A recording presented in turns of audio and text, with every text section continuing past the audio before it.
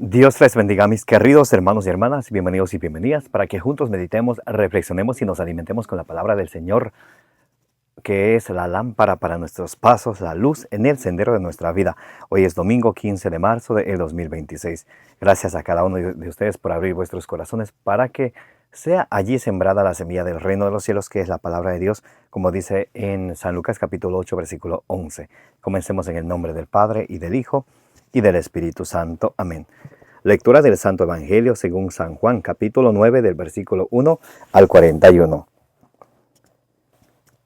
Curación de un ciego de nacimiento. Vio al pasar a un hombre ciego de nacimiento y le preguntaron sus discípulos: Rabí, ¿quién pecó, él o sus padres, para que haya nacido ciego? Respondió Jesús: ni él pecó, ni sus padres, es para que se manifiesten en él las obras de Dios. Tenemos que trabajar en las obras del que me ha enviado mientras es de día. Llega la noche cuando nadie puede trabajar. Mientras estoy en el mundo, soy la luz del mundo. Dicho esto, escupió en tierra, hizo barro con la saliva y untó con el barro los ojos del ciego y le dijo: vete, lávate en la piscina de Siloé, que quiere decir enviado. Él fue, se lavó y volvió ya viendo. Los vecinos y los que solían verle antes, pues era mendigo, decían: ¿no es este el que se sentaba para mendigar? Unos decían: es él. No decían otros, sino que es uno que se parece. Pero él decía: soy yo. Le dijeron entonces: ¿cómo pues se te han abierto los ojos? Él le respondió: este hombre que se llama Jesús me hizo barro, me untó los ojos y me dijo: vete a Siloé y lávate. Yo fui, me lavé y vi. Ellos le dijeron: ¿dónde está ese? Él respondió: no lo sé.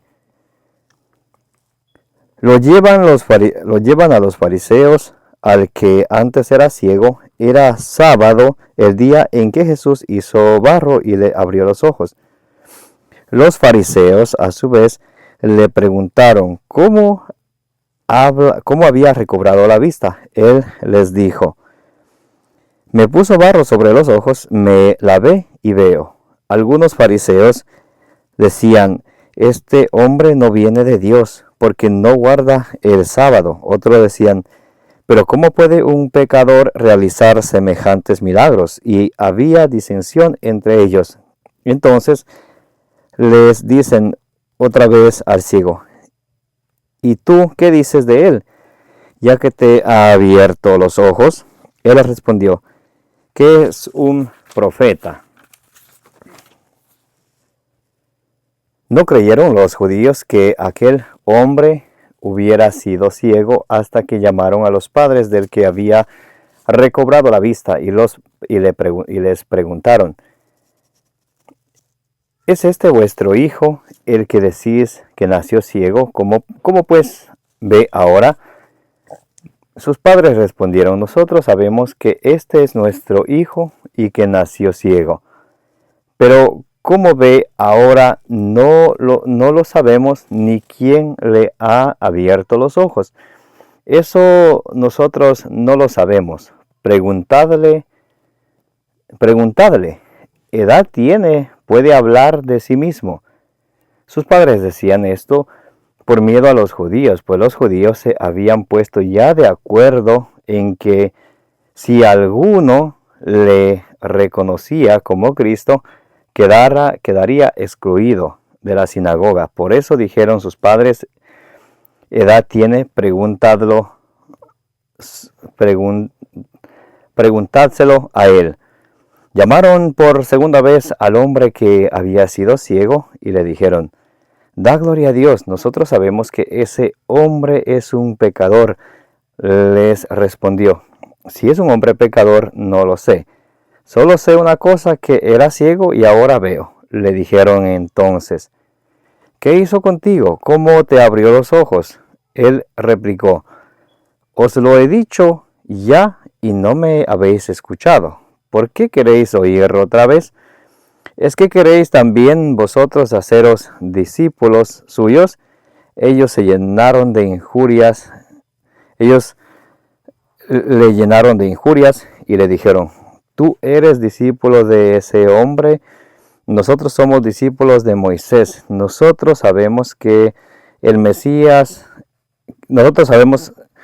a Moisés le habló Dios, pero ese no sabemos de dónde es. El hombre les respondió: eso es lo extraño, que vosotros no sepáis de dónde es y que me haya abierto a mí los ojos. Sabemos que Dios no escucha a los pecadores, mas si uno es religioso y cumple su voluntad, a ese le escucha. Jamás se ha oído decir que alguien haya abierto los ojos de un ciego de nacimiento. Si este no viniera de Dios, no podría hacer nada. Ellos le respondieron: has nacido todo entero en pecado y nos das lecciones a nosotros. Y le echaron fuera.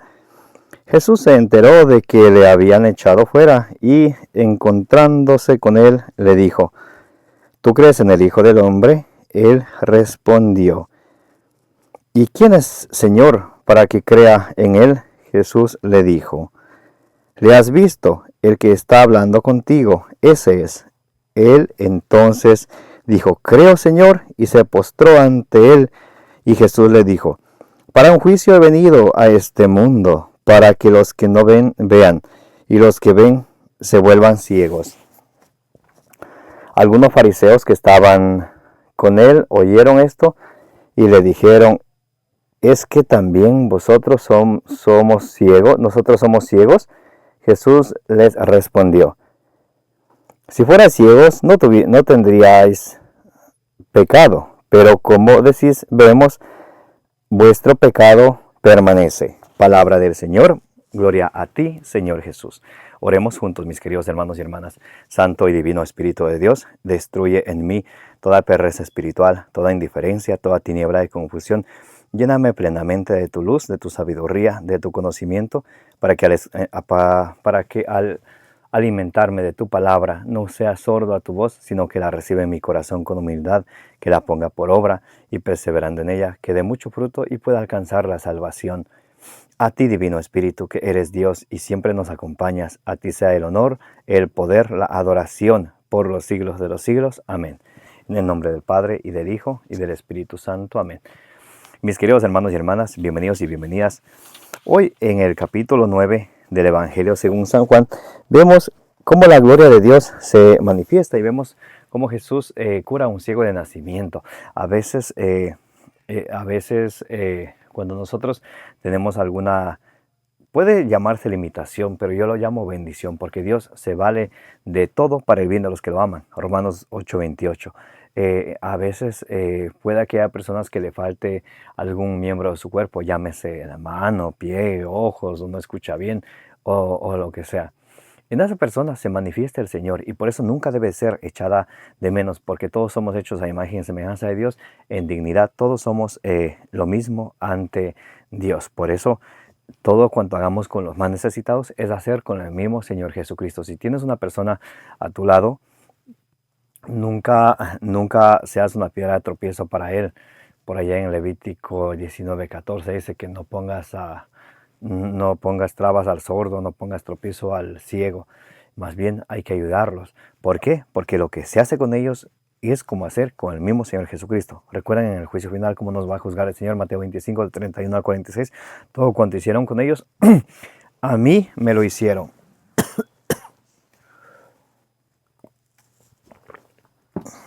Entonces, mis queridos hermanos y hermanas, vemos como el orgullo de los fariseos les ciega.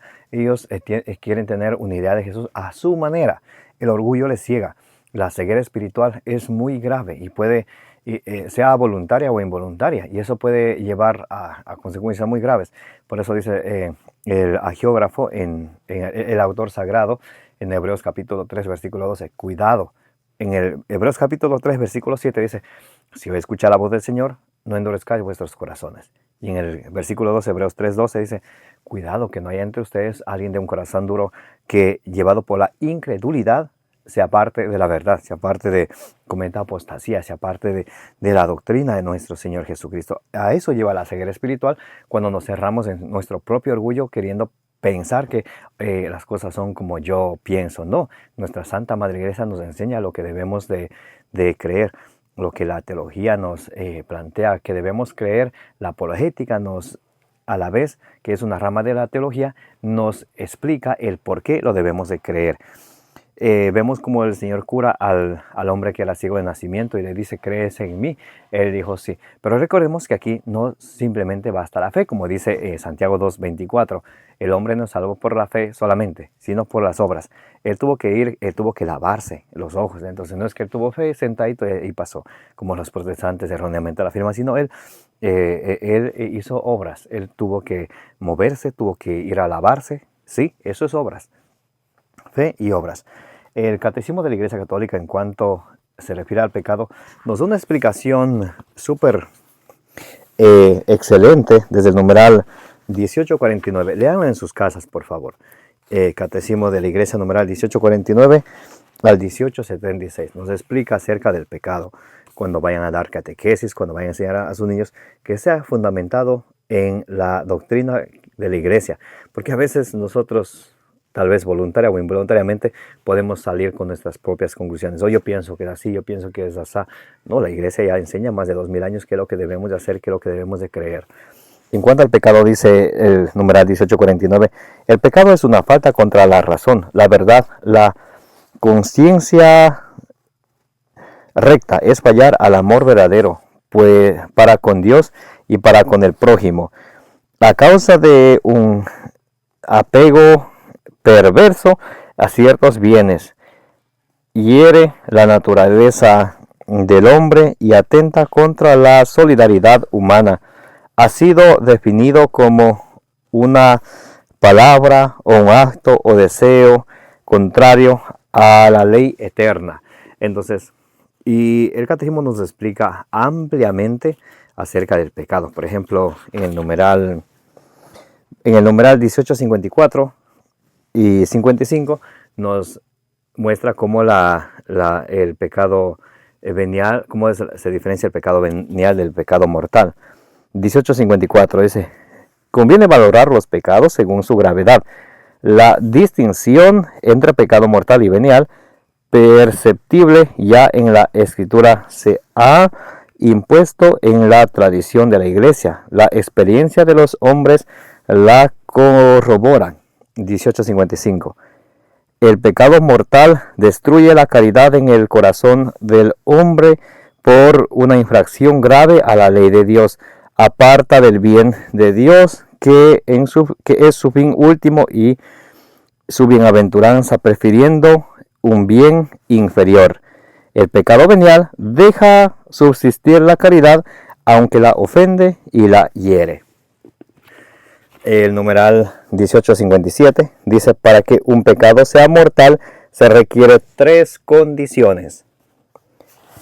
Es pecado mortal lo que hiere como objeto una materia lo que tiene como objeto una materia grave y que además es cometido con pleno conocimiento y deliberado consentimiento. Eso es el pecado, ese es el pecado mortal. Pero por favor lean desde el 1849 hasta el 1976, del 1849 al 1876 nos explica acerca de el pecado. Por ejemplo, el 1871 dice, el pecado es una palabra, un acto o un deseo contrario a la ley eterna. Entonces, pecado no es pecado lo que yo pienso que es pecado, sino es una palabra, un acto o deseo contrario a la ley eterna, o sea, la ley de Dios. Es una ofensa a Dios, se alza contra Dios en una desobediencia contraria a la obediencia de Cristo. El 1875 dice, el pecado venial constituye un desorden moral que puede ser reparado por la caridad que tal pecado deja subsistir en nosotros. Y el 1876 dice, La reiteración de pecado, incluso veniales, engendra vicios, entre los cuales se distinguen los pecados capitales. Entonces, mis queridos hermanos y hermanas, es importante leer el catecismo para que aprendamos la sana doctrina de nuestro Señor Jesucristo a través de nuestra Santa Madre Iglesia Católica. Que el Señor les bendiga y les guarde, como dice Números 6:24, que la Santísima Virgen María, junto con todos los santos, intercedan por cada uno de ustedes, de vuestras familias y del mundo entero. Me llamo Carlos Pauta, les invito a que le den suscribir, denle compartir para que la palabra de Dios llegue a más personas. Si Dios permite, el día de mañana continuaremos con la reflexión y meditación del Santo Evangelio del día.